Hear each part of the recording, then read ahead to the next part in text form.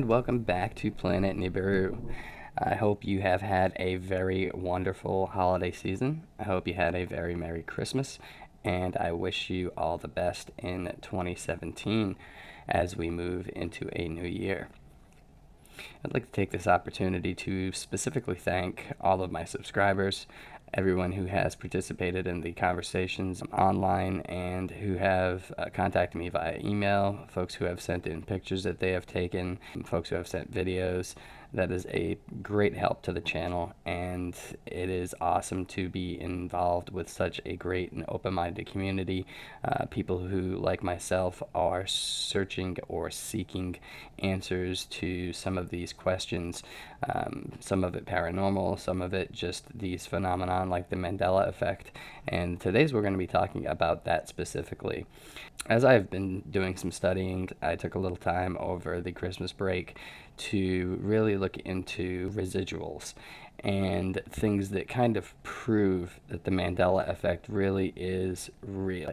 For right now, I would like to jump in with one of the things that really starts with the name Mandela effect. And for those of you who, most of you guys know this already, obviously, that it was based on Nelson Mandela, and that many people remember him dying back in the late 80s, early 90s.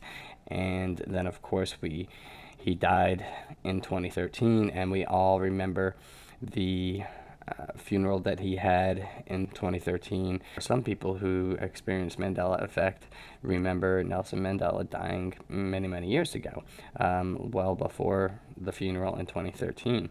So to that end, I found some residual information that kind of goes to prove that many of us remember that fact, not because of bad memory, but because perhaps it was published and we read it, or perhaps it was even on television, we remember it, something like that.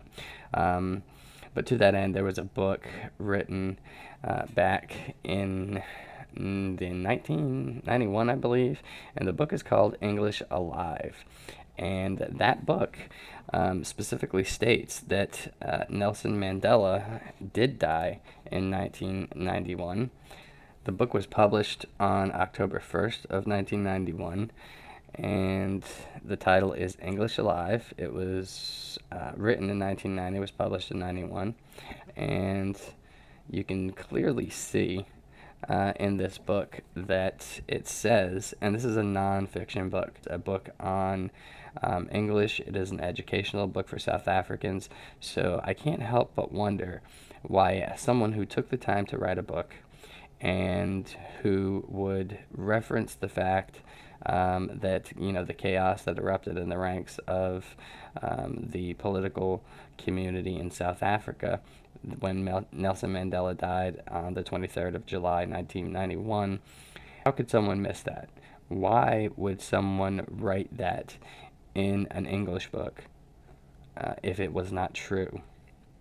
So I think that this is a pretty solid piece of residue of the Mandela effect. You see the text here where it says, Nelson Mandela died on the 23rd of July, 1991. Now, as someone who produces videos and someone who has done technical writing in the IT community, you have to do your research on things when you're a writer. If you're writing something that's going to be published, whether it's internally for your own company or whether it's externally, if it's going to be a public piece of information, a book or something like that, you generally do research on the topic before you write things.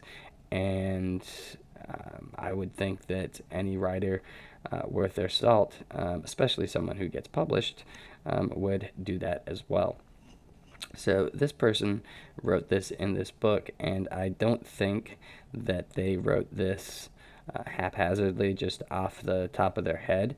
I don't think that date just stuck in there somewhere and they just happened to write it down. I'm sure that person, when they were writing this book, did some research, got the date of his death before they wrote this into that book. So with that said, I would love to hear back from you folks to hear what you think could be behind this. Why would someone write this if it wasn't true? Or why did they find this information out there when they were doing their research for their book? Most people who are writing, especially nonfiction books, go to great lengths to make sure that the information is accurate. And I don't see any reason or any way someone could gain by publishing this information inaccurately in a book, especially one that was going to be used in the South African educational system. So please get in the comment box and let me know. And we're going to be doing a whole series on these residual effects. I've found a few, and I will be looking for more of them because I think that they go directly to the point of proving that the Mandela effect is very, very, very real.